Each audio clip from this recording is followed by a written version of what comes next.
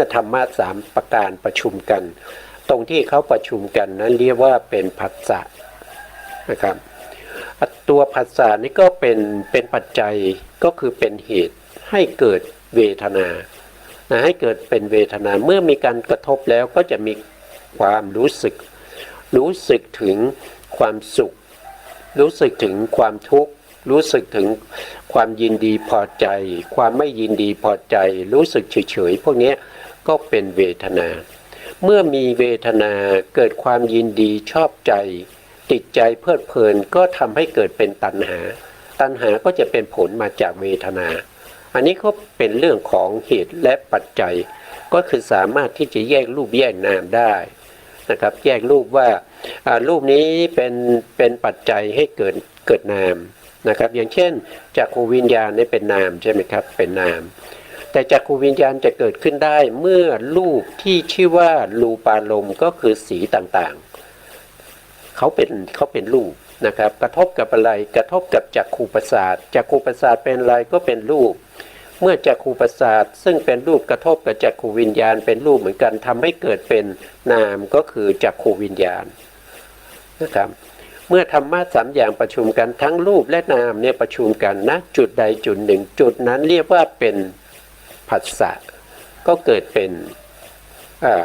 เจตสิกขึ้นมาอย่างนี้นะครับก็มาจากอะไรก็มาจากโดยย่อๆแล้วพระพุทธองค์ก็ใช้คำนี้ว่าทิฏฐิวิสุทธินะครับทิฏฐิวิสุทธินะมีลักษณะของการเห็นอะไรเห็นรูปเห็นนามเห็นปัจจัยของรูปนามนะครับต่อไปนะครับขยะญาณมีลักษณะตัดได้เด็ดขาดนะครับตัดได้เด็ดขาดก็คืออันนี้คือถ้าว่าโดยญาณเนี่ยเขาจะเป็นมรรคญาณนะครับเป็นมรรคญาณอาสวะขยญาณเนี่ยนะครับมีลักษณะตัดเนี่ยโดยเด็ดขาดนี่ก็คือประหารได้ด้วยความเป็นสมุเฉทนะครับขยญาณแปลว่าปัญญาขยะก็คืออาสวะญาณที่ทำให้สิ้นอาสวะนะครับมีลักษณะในการตัดอะไรก็คือตัดอาสวะทั้งหลายตัดกิเลสทั้งหลายไม่ให้เกิดขึ้นอีกนะครับว่าโดยตรงๆเนี่ยว่าโดยองค์ธรรมเนี่ยได้แก่มรรคญาณนะครับมรรคญาณไม่ว่าจะเป็นโสดาปัตติมรรคซึ่งเป็นญาณที่หนึ่งนะครับไม่ว่าเป็นโสดาปัตติมรรคญาณที่หนึ่งหรือไม่ว่าจะเป็นในส่วนที่เป็นสกทาคามีมรรคนะครับอนาคามีมรรคอรหันตมรรคพวกนี้ทำหน้าที่ในการประหารอนุสัยกิเลสที่นอนนึ่งอยู่ในขันธสันดานให้เด็ดขาดไม่ให้เกิดอีกนะครับหรือเรียกว่าเป็นขยญาณก็ได้นะครับก็ว่าตัดมีลักษณะในการตัดได้อย่างเด็ดขาดเนี่ยต่อไปอนุปาทญาณนะครับมีลักษณะระงับมีลักษณะระงับอนุก็แปลว่าอนุเนี่ยแปลว่าหนึ่งนะครับหรือว่าตามนะปาทญาณตัวปาทะก็เป็นญาณก็คือปัญญานะครับก็มีลักษณะในการที่จะระงับอะไรก็คือระงับอกุศลธรรมทั้งหลายไม่ว่าอกุศลนั้นจะเป็นอกุศลที่มาทางใจนะครับหรือว่าอกุศลนั้นที่สามารถมีกำลังล่วงออกมาทางวาจาหรือว่าทางกายได้นะครับก็อนุปาทญาณนี้ก็จะเป็นตัวที่ระงับหรือเป็นตัวที่ปิดกั้นกิเลสไม่ให้ล่วงออกมาทางวาจาทางกายได้นะครับฉันทะมีลักษณะเป็นมูลนะครับฉันทะก็คือถ้าว่าโดยองค์ธรรมเนี่ยมีลักษณะของเขาในธรรมชาติของเขาเนี่ยก็คือลักษณะที่ปรารถนาในอารมณ์ปรารถนาที่ในอารมณ์ก็คือเป็นมูลเป็นเหตุในการที่จะปรารถนาในเรื่องของอารมณ์เพราะว่าฉันทะนี่เกิดขึ้นก็ต้องรู้อารมณ์ใช่ไหมครับต้องรู้อารมณ์ไม่มีอารมณ์ฉันทะเกิดไม่ได้ ฉันทะนี่ก็จะเกิดกับจิตนะก็จะเกิดกับจิตเท่าไหร่เอ่ยนะครับแล้วก็เราเดี๋ยวผมขอเอาแผนภูมิขึ้นมานิดหนึ่งนะครับเพราะว่าจะได้เห็นรายละเอียดนะแผนภูมินะครับฉันทะนี่ก็คือเจตสิกดวงหนึ่งนะครับก็จะอยู่ตรงนี้นะครับก็อยู่ตรงนี้นะครับก็คือดวงนี้นะดวงนี้จะเกิดกับจิตถ้าว่าโดยย่อก็69นะครับถ้าว่าโดยพิสดารก็จะเป็น101นะครับเพราะฉะนั้นฉันทะนี้เขาจะไม่เกิดกับจิตอยู่20ดวงนะจิต20ดวงนั้นก็คือได้แก่อะไรก็คือได้แก่อาเหตุกะวิปากจิต15นะครับที่เขียวๆตรงนี้นะที่เขียวๆตรงนี้นะครับพวกนี้เป็นอาเหตุกะวิบากนะครับแถวที่1เนี่ยเป็นอาเหตุกะอากุศลวิบากอากุศลวิบากมีอยู่7เป็นผลของอกุศลนะครับทำอกุศลและจิต12นะครับเมื่ออกุศลจิต12เกิดขึ้นในใจของเราทำหน้าที่ชวนะเมื่อดับไปแล้วถ้าเขาได้โอกาสเขาก็จะส่งผลมาเป็นอาเหตุกะวิปากจิต7ดวงนี้นะแล้วก็มีอาเหตุกะกุศลวิบากอีก8ดวงก็คือแถวที่2นะแถวที่2นี้มีอยู่8ดวงเป็นผลของมหากุศลเป็นผลของมหากุศลนะครับเมื่อมหากุศลที่เป็นญาณวิปยุตก็คือไม่ประกอบด้วยปัญญาแล้วก็มีกำลังอ่อนนะครับที่ทำไปนะมีกำลังอ่อนนะครับผลที่เขาให้มาก็จะเป็นอเหตุกะกุศลวิปากจิต8นะ8รวมกับกุศลวิบาก7ก็จะเป็น15นะครับก็ได้15เมื่อได้15แล้วนะครับก็ยังมีตรงนี้อีกนะครับคือฉันทะเนี่ยเขาไม่ประกอบในอเหตุกะกิริยา3นะครับไม่ว่าจะเป็นปัญจทวาราวชนะจิต1มโนทวาราวชนะจิต1แล้วก็หติตุปาทจิตอีก1ฉันทะเจตสิกจะไม่ประกอบนะครับฉันทะเจตสิกดวงนี้จะไม่ประกอบกับอาเหตุกะจิต18นะครับทั้ง18ดวงนี้ไม่มีฉันทะประกอบแล้วก็อีก2ดวงนั่นก็คือได้แก่โมหะมูลจิต2โมหะมูลจิต2เป็นสภาวะของความหลงความไม่รู้ความโง่ความไม่รู้ตามความเป็นจริงเพราะฉะนั้นฉันทะจะไม่ประกอบเพราะว่าฉันทะคือความปรารถนาในอารมณ์นะครับแต่2ดวงนี้เป็นสภาวะที่เป็นมืดบอดนะครับเพราะฉะนั้นฉันทะจะไม่ประกอบเมื่อรวมกันแล้วก็จะได้อยู่20ดวงนะครับก็จะได้อยู่20ดวงนะครับฉันทะมีลักษณะเป็นมูลหรือเป็นตัวที่น้อมและปรารถนาไปในอารมณ์เกิดร่วมกับจิตอยู่120ดวงไม่เกิดกับจิตที่เป็นอาเหตุกะจิต18แล้วก็ไม่เกิดร่วมกับโมหะมูลจิต2อันนี้เป็นลักษณะเป็นอาการของฉันทะฉันทะต่อไปมนสิการนะครับมนสิการมีลักษณะเป็นสมุฏฐานนะครับสมุฏฐานก็เป็นมนสิการก็คือน้อมไปสู่อารมณ์เป็นฐานเป็นตัวที่น้อมไปสู่อารมณ์นะครับก็เป็นสมุฏฐานนะมีลักษณะเป็นสมุฏฐานนะครับแล้วก็ผัสสะมีลักษณะเป็นที่ประชุมนะเป็นที่ประชุมของอะไรก็คือธรรมะ3อย่างประชุมกันนะครับถ้าว่าโดยทางตาก็จะมีจักขุอาศัยจักขุประสาทนะครับกระทบกับรูปารมณ์นะแล้วก็เกิดเป็นจักขุวิญญาณธรรมะ3อย่างนี้ประชุมกันก็จะเป็นผัสสะถ้าเป็นทางหูก็คือได้แก่สัทธารมณ์กระทบกับโสตประสาทเกิดเป็นโสตวิญญาณเมื่อธรรมะ3อย่างประชุมกันก็จะเป็นผัสสะถ้าเป็นทางจมูกก็คือได้แก่กลิ่นนะครับว่าโดยธรรมดาด้วยกลิ่นกระทบกับประสาทจมูกเกิดเป็นจิตที่เรียกว่าเป็นฆานวิญญาณ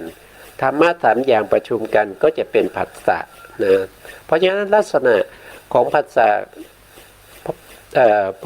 พระพุทธองค์ก็ได้แสดงว่าเป็นที่ประชุมเป็นที่ประชุมของธรรมทั้งหลายทำไมต้องมีทั้งหลายก็หมายความว่าเมื่อมีการประชุมแล้วจะเป็นเหตุเป็นปัจจัยให้เกิดธรรมเกิดขึ้นอีกมากมายนะครับเมื่อมีผัสสะก็จะไปมีเวทนาอีกเมื่อเวทนาเกิดขึ้นก็จะเป็นเหตุเป็นปัจจัยให้เกิดตัณหาอีกเมื่อตัณหาเกิดขึ้นก็จะเป็นปัจจัยให้เกิดอุปทานเมื่ออุปทานเกิดขึ้นก็เป็นเหตุเป็นปัจจัยให้เกิดภพเมื่อภพเกิดขึ้นก็เป็นเหตุเป็นปัจจัยให้เกิดชาติคืออาการลักษณะของการเกิดขึ้นของรูปและนามในภพใดภพหนึ่งตามแต่กรรมนั้นส่งผลไปให้เกิดขึ้นเป็นครั้งแรกนั่นเรียกว่าอาการของการเกิดขึ้นในภพนั้นเรียกว่าเป็นชาติเมื่อมีชาติก็ต้องมีความแก่ก็คือชรา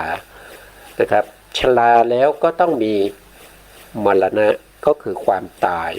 นะความโศกนะความโศกความเศร้าความทุกข์ทรมานนะครับเหล่านี้ก็มาจากอะไรก็มาจากความเกิดนั่นเองมาจากชาตินั่นเองนะครับโสกปริเทวทุกขโทมนัสอุปาญาตพวกนี้มาจากไหนก็มาจากชาตินะครับเนี่ยเราจะเห็นได้ว่าเพราะสภาวะธรรมที่มันมีการประชุมนี่แหละนะครับมันมีการประชุมนี่แหละนะมันถึงทำให้สภาวะธรรมอื่นๆเนี่ยเกิดขึ้นอีกมากมายนะครับเกิดขึ้นอีกมากมายนะต่อไปนะครับเวทนาเป็นลักษณะเป็นสโมสรนะครับสโมสรก็คือความอะไรความที่รวมกันนะครับรวมกันแล้วก็ทำให้เกิดเป็นอะไรเป็นความเอิบอิ่มชอบใจสมาคมกันนะครับก็จะเป็นเวทนามีลักษณะอย่างนั้นนะครับถ้าเป็นในอื่นก็คือเวทนาก็มีลักษณะเสวยอารมณ์นะครับเสวยอารมณ์ที่เป็นทุกข์เป็นสุขแล้วก็เป็นความเฉยๆนะครับต่อไปสมาธิมีลักษณะเป็นประมุขนะครับสมาธิมีลักษณะเป็นประมุขสมาธินี่ถ้าว่าโดยองค์ธรรมได้แก่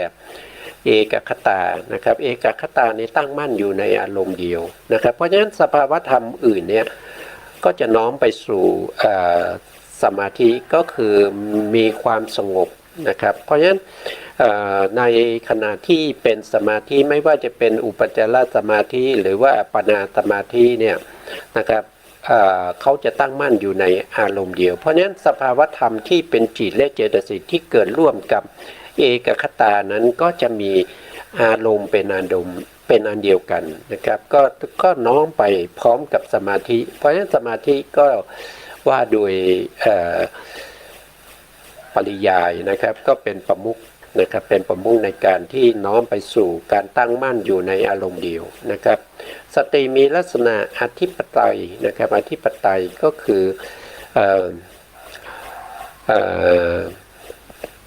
สติเนี่ยเป็นสภาวธรรมที่ไม่หลงไม่ลืมไม่ใน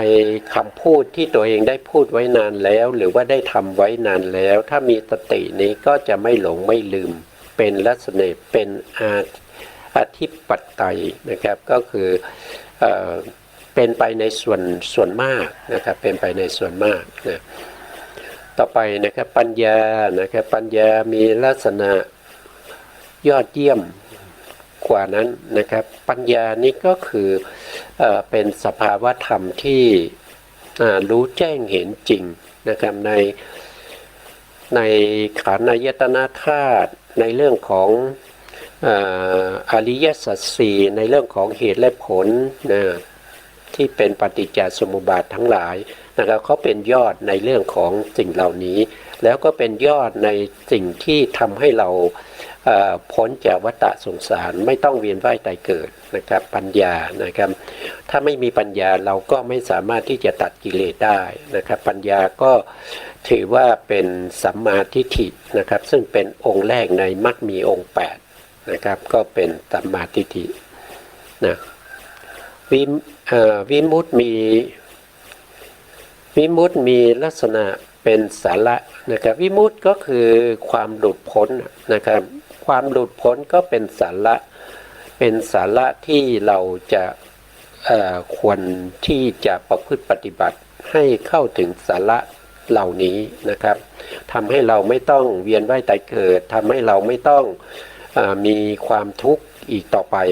นะครับก็เป็นสาระที่เราควรจะถือเอานะครับถ้าทำที่เป็นอสาระเราก็ไม่ควรที่จะข้องแวะด้วยนะครับเพราะว่ามันไร้สาระไม่มีประโยชน์นะครับแต่วิมุตตินี่เป็นลักษณะที่เป็นสาระนะต่อไปนะครับนิพพานอันอย่างลงสู่อมตะมีลักษณะเป็นปริโยสารก็คือโดยรอบนะครับก็คือหมายถึงว่านิพพานเนี่ย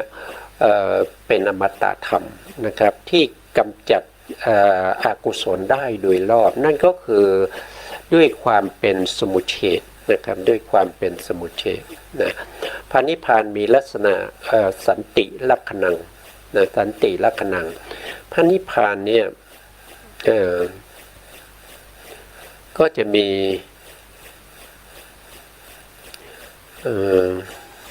ก็มีลักษณะสันติลักขณังนะครับว่าโดยลักษณะนะครับก็จะอยู่ข้างล่างนะครับว่าโดยสภาวะลักษณะของพระนิพพานนี่มีอย่างเดียวนะครับมีอย่างเดียวนั่นก็คือได้แก่สันติลักขณังเป็นความสุขที่พ้นจากขันธ์ห้านะครับพ้นจากขันธ์ห้าไม่ข้องแวะเกี่ยวกับสังคตธรรมไม่มีเหตุปรุงแต่งซึ่งเป็นความสุขที่ผู้เข้าถึงพระนิพพานเท่านั้นที่จะรู้ได้อย่างเราเป็นปุถุชนเนี่ยเราไม่สามารถรู้ได้นะครับว่าสุขนั้นเป็นอย่างไรไม่สามารถจะนำมาเปรียบเทียบกับสุขเวทนาหรือว่าโสมนัสเวทนานี้มันไม่ได้ไม่เหมือนกันนะครับเพราะว่าสุขเวทนาและโสมนัสเวทนาเป็นความสุขที่อาศัยอามิตรนะครับอาศัยอามิตรก็คืออาศัยสังคตธรรมทั้งหลายต้องมีเหตุมีปัจจัยปรุงแต่งให้มีความสุขแล้วก็มีโสมนัสแต่ถ้าเป็นนิพพานเนี่ยนิพพานนี้ไม่อาศัยสังคตธรรมเพราะนิพพานนี้เป็นอสังคตธรรมแล้วนิพพานนี้มีความสุขที่เป็นสันติลักขณังแล้วผู้ที่จะได้นิพพานจะต้องเป็นผู้ที่ประพฤติปฏิบัติในเรื่องของวิปัสสนาและสมถกรรมฐานทั้งหลายให้เป็นไปตามสมควรแก่ธรรมนั้นๆนะครับ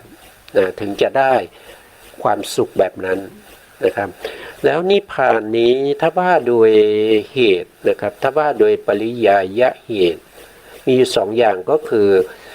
สัอุปาทิเสสนิพพานนะสัอุปาทิเสสนิพพานก็คือได้แก่สภาวธรรมที่ผู้ที่ได้อรหันตมรรคอรหันตผลแล้วก็ยังมีชีวิตอยู่ก็คือหมายถึงว่าเป็นพระอรหันต์แล้วเขายังไม่ปรินิพพานเขายังดำเนินชีวิตอยู่ก็เดินไปเดินมาได้นะครับก็ยังเหลือสภาวธรรมที่เป็นสังคตะนะครับอย่างเช่นมีมหากิริยาอย่างเนี้ยมีมหากิริยานะครับมีเวลาเห็นก็จะมีจักขูวิญญาณเหมือนกับพวกเรานะครับแต่เวลาเห็นแล้วเขาจะไม่เป็นอกุศลไม่เป็นกิเลสนะครับท่านจะเป็นบุคคลที่ไม่มีกิเลสนะครับไม่มีกิเลสไม่มีอนุสัยกิเลสถูกกำจัดหมดแล้วแต่ท่านยังมีชีวิตอยู่นั่นเป็นสภาวะที่เราเรียกว่าเป็นสัอุปาทิเสสนิพพานนะครับอันนี้ก็คือเป็นพระอรหันต์ที่ยังมีชีวิตอยู่นะครับที่เดินไปเดินมาได้ทำกิจทำการงานได้สวดมนต์ไหว้พระได้เป็นปกตินะส่วนอนุปาทิเสสนิพพานตรงนี้ก็คือเป็นพระอรหันต์ที่ท่านปรินิพพานไปแล้วท่านเป็น ท่านเป็นพระอรหันต์แล้วตอนนี้ท่านก็ปรินิพพานไปแล้วนะครับบุคคลเหล่านั้นเราจะเรียกว่าเป็นอนุปาทิเสสนิพพานนะอันนี้ก็คือได้แก่ปริยายแห่งเหตุของพระนิพพานนะครับมีอยู่สองอย่างก็คือสาอุปาทิเสสนิพพานก็คือพระอรหันต์ที่ยังมีชีวิตอยู่แล้วก็อนุปาทิเสสนิพพานก็คือพระอรหันต์ที่ท่านปรินิพพานไปแล้วนะ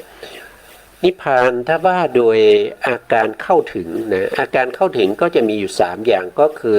สุญญตานิพพานนะครับสุญญตานิพพานก็คือไม่มีเครื่องหมายนิมิตใดๆนะครับในนิพพานนะอานิมิตะนิพพานอานิมิตะนิพพานนะครับก็คือไม่มีความเป็นอนิจจังนะไม่มีความเป็นอนิจจังหมดไปแล้วซึ่งความเป็นอนิจจังนะครับนิพพานนี้เป็นสภาวะของความเที่ยงนะ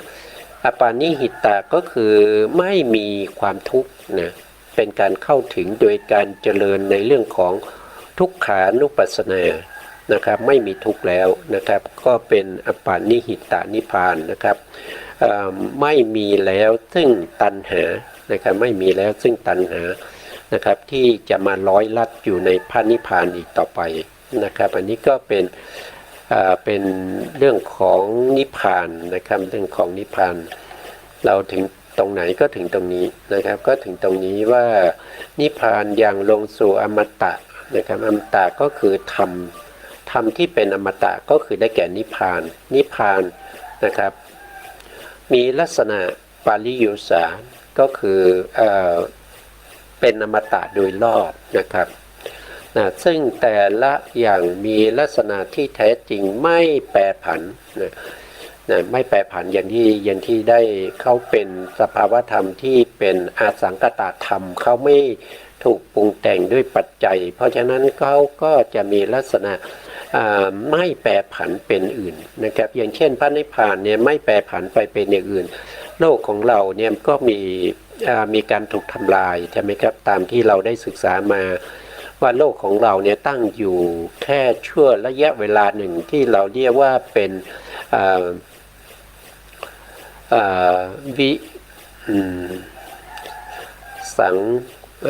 สังสารวัฏนะครับที่เป็นไปในวัฏฏะสงสาร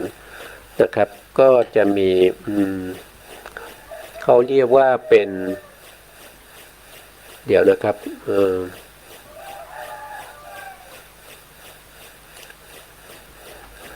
เนี่ยนะครับเขาก็เรียกว่าเป็นวัฏฏะนะครับเป็นวัฏฏะ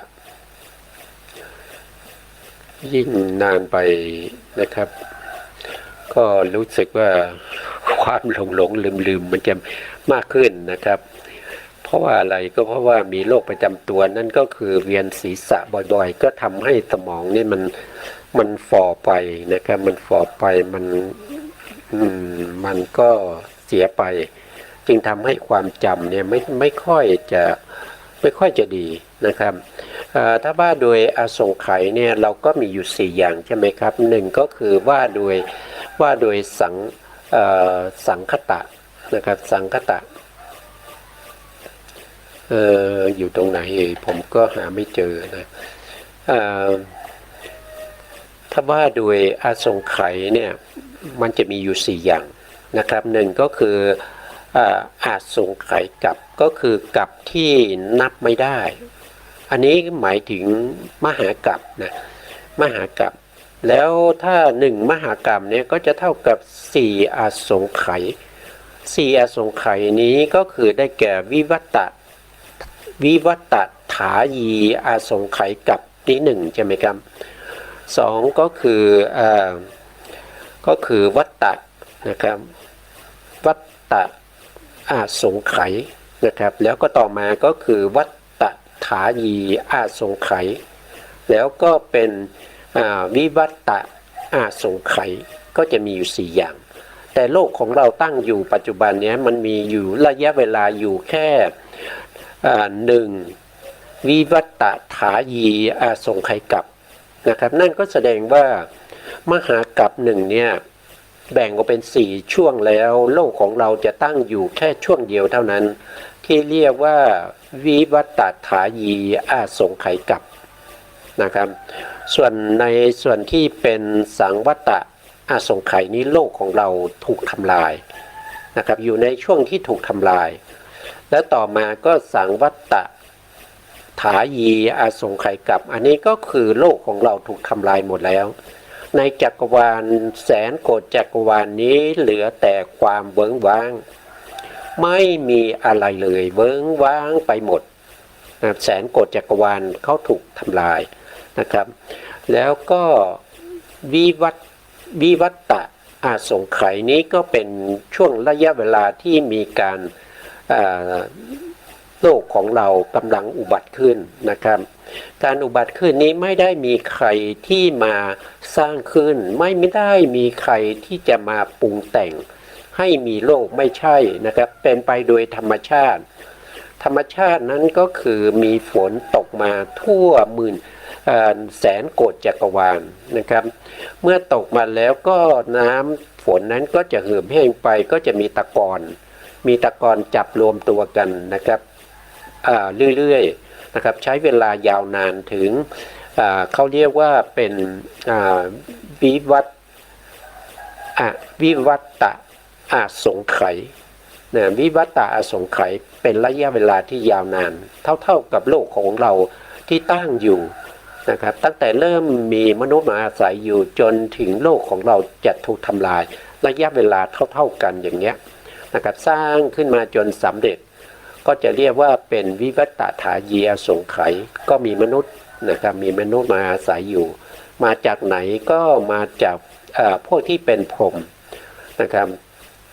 พรหมหมดอายุก็มาเกิดเป็นมนุษย์ก็มาอยู่ในโลกมนุษย์ในชมพูทวีปของเราอย่างนี้ก็วนเวียนอยู่อย่างนี้นะครับเพราะฉะนั้นนี้ก็โลกของเราก็มีอายุเท่ากับ1/4ของมหากัปนะครับก็ไม่ได้มากอะไรนะครับก็ไม่ได้มากอะไรนะอันนี้ก็นิพพานนี้ก็พูดไปแล้วนะครับแท้จริงแปรผันนะครับพระผู้มีพระเจ้าเสด็จมาสู่ลักษณะที่แท้จริงด้วยพยานนะครับพยานตรงนี้ก็เป็นปัญญาคติก็จะมีอยู่5อย่างใช่ไหมครับก็จะมี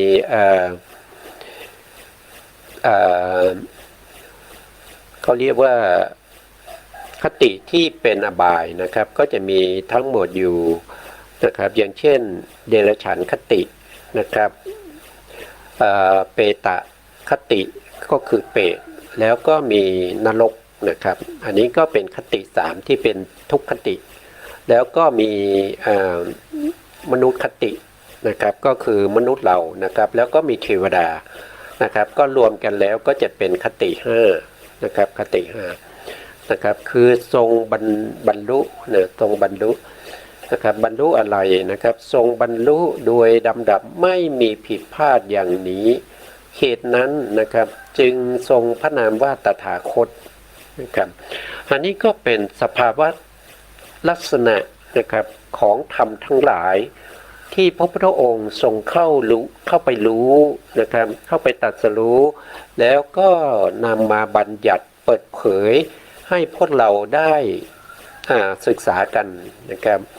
ทั้งเป็นเรื่องบัญญัติโดยความเป็นอรรถรสนะครับบัญญัติโดยความเป็นอักษรนะครับโดยความเป็นเขาเรียกว่าเป็นสัทธบัญญัตินะครับสัทธบัญญัติก็คือเสียงนะอรรถบัญญัติก็คือเป็นเรื่องเป็นราวนะเป็นเรื่องราวต่างๆความหมายต่างๆนะครับอันนี้พระพุทธองค์ทรงเสด็จมาสู่ลักษณะที่แท้จริงก็เป็นอย่างนี้นะครับอันนี้คือข้อที่เท่าไหร่ก็คือข้อที่3นะครับที่เสด็จมาสู่ลักษณะที่แท้จริงนะครับต่อไปในข้อที่4นะครับในข้อที่4ก็คือพอตรัสรู้ธรรมที่แท้จริงตามความเป็นจริงนะครับพอตรัสรู้ธรรมที่แท้จริงตามความเป็นจริงนะเราก็มาดูรายละเอียดนะครับ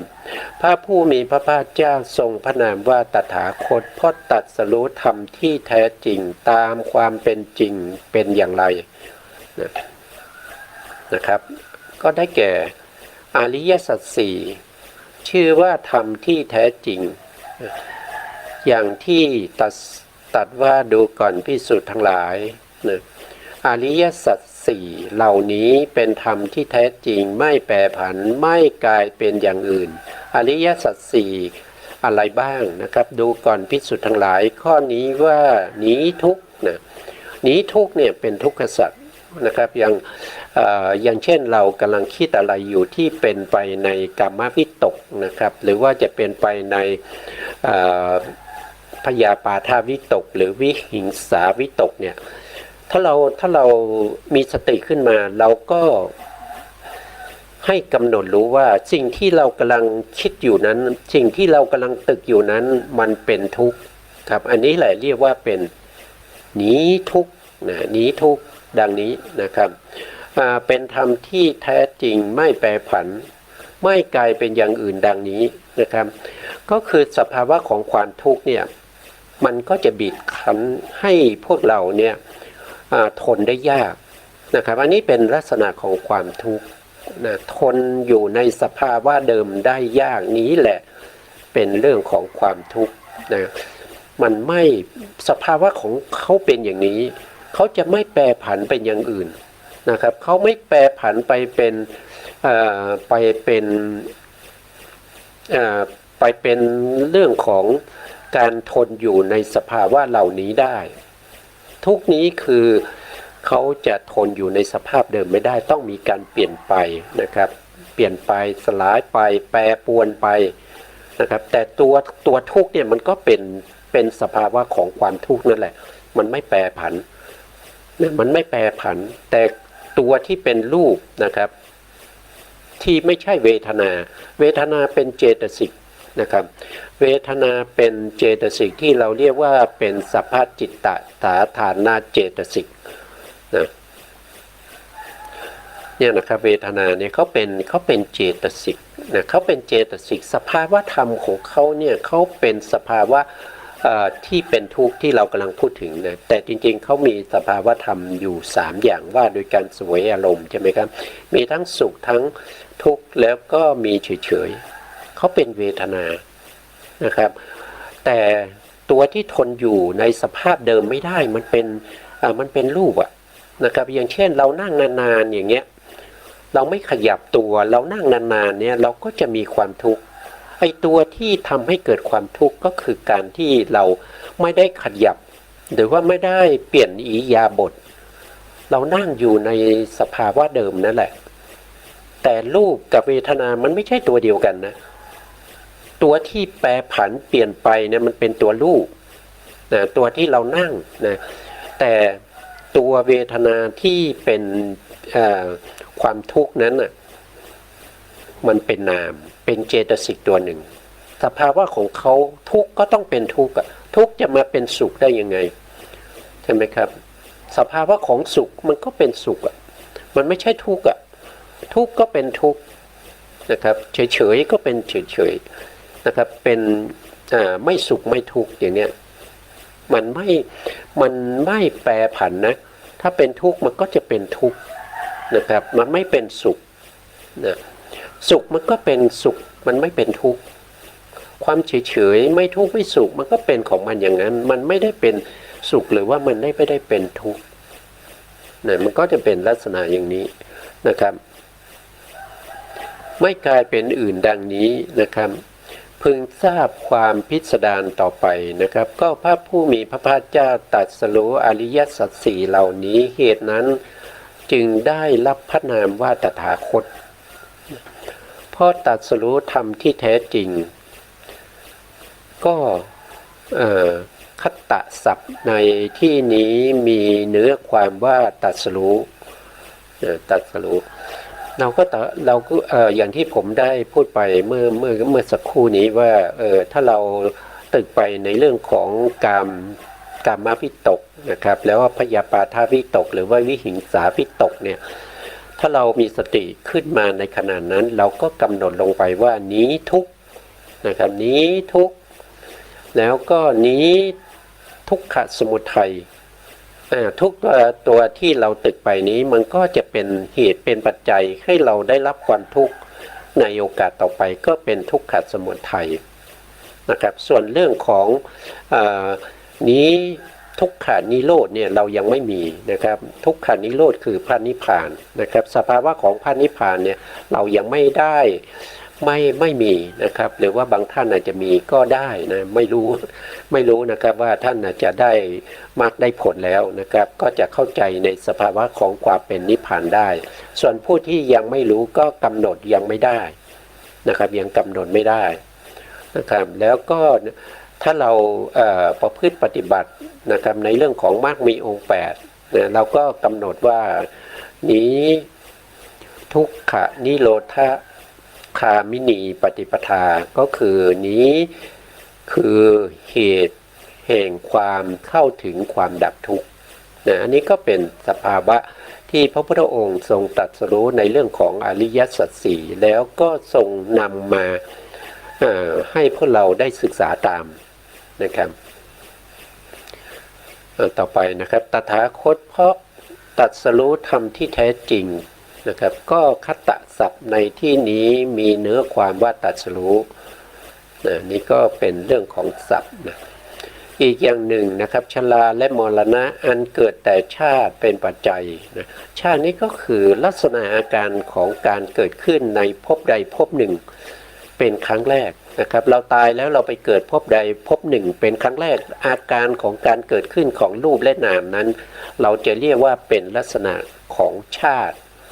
นะครับเพราะฉะนั้นชาติก็เป็นปัจจัยนะครับเป็นปัจจั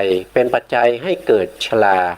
นะครับเป็นปัจจัยให้เกิดชราแล้วก็มรณะนะมีเนื้อความว่า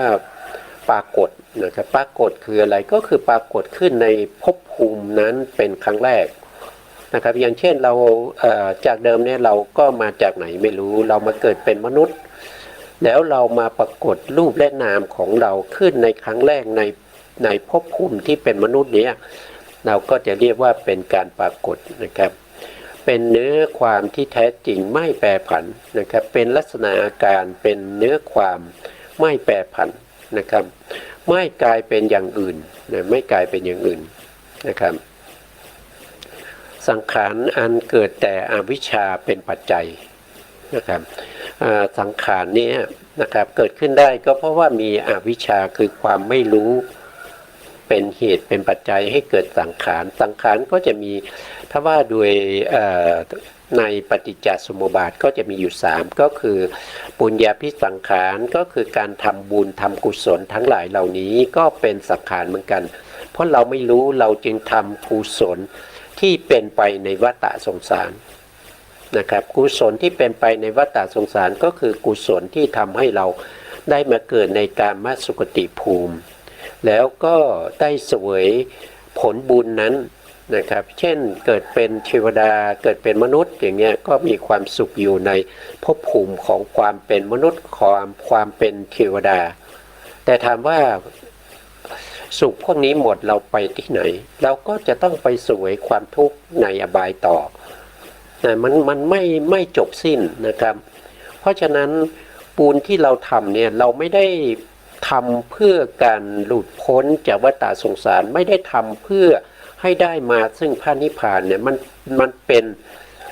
ป็นบุญญาภิสังขารก็คือบุญที่ทำให้เราเกิดเวียนว่ายตายเกิดในกามสุคติภูมิแต่เราไม่หลุดพ้นไปจากกามสุคติภูมิได้นะถ้าเราจะหลุดไปได้เนี่ยเราต้องทำบุญที่เป็นเขาเรียกว่าเป็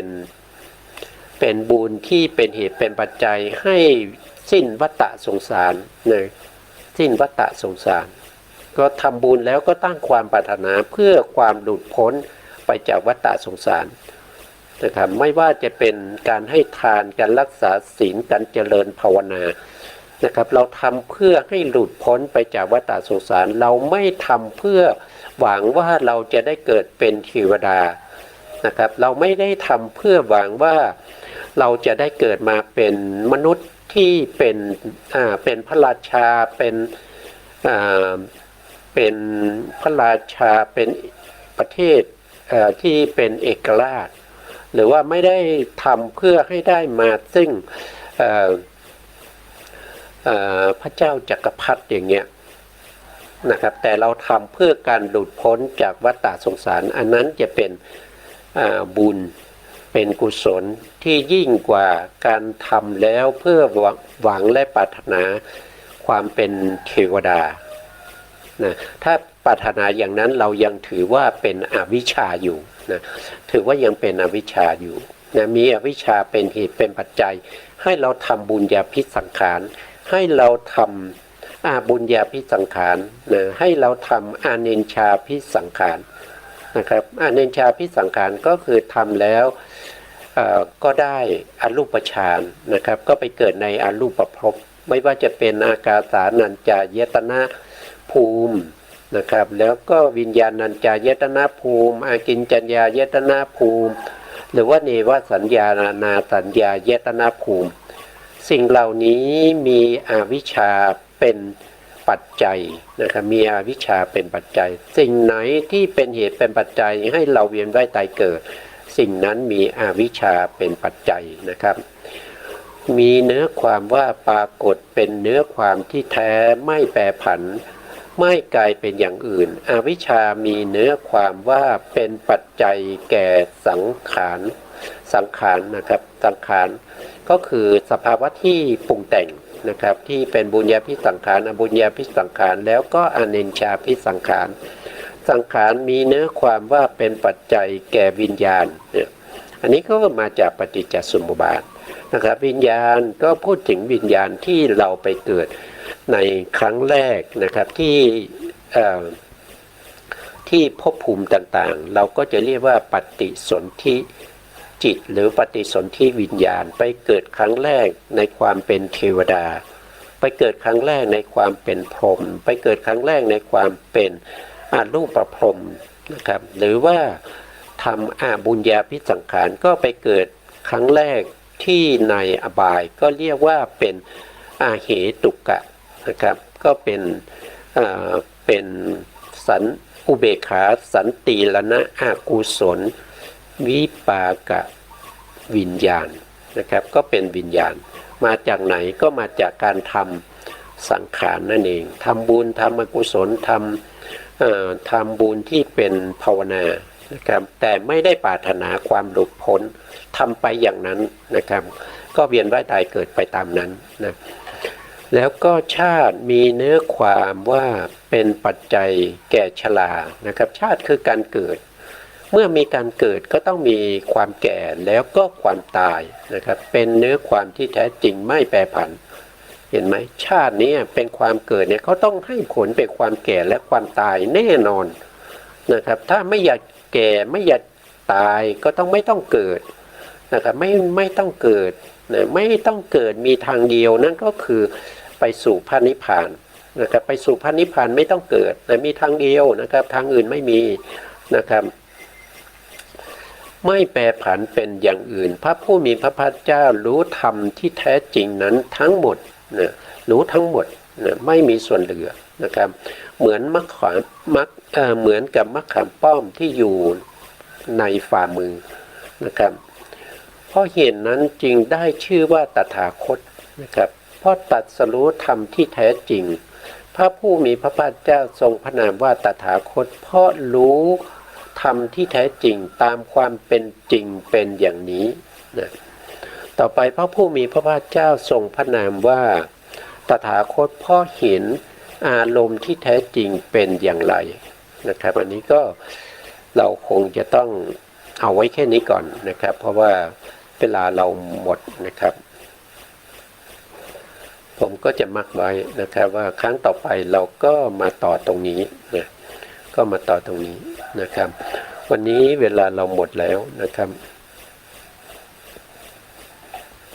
เพราะการศึกษาพระสัทธรรมเนี่ยเป็นความรู้เป็นสัจธรรมนะครับเป็นสิ่งที่ช่วยให้เราพ้นไปจากวัฏฏะสงสารได้แต่ถ้าเราไม่รู้สัจธรรมเราไม่มีโอกาส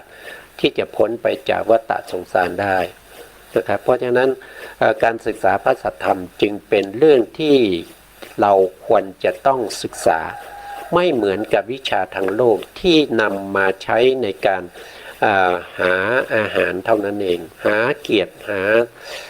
ความเป็นอยู่ในภพหนึ่งนะครับตายแล้วเกิดใหม่ก็ต้องมาศึกษาอีกนะครับแต่ถ้าศึกษาพระสัทธรรมเนี่ยถ้าเรารู้เราเข้าใจเราสามารถประพฤติปฏิบัติไปจนถึง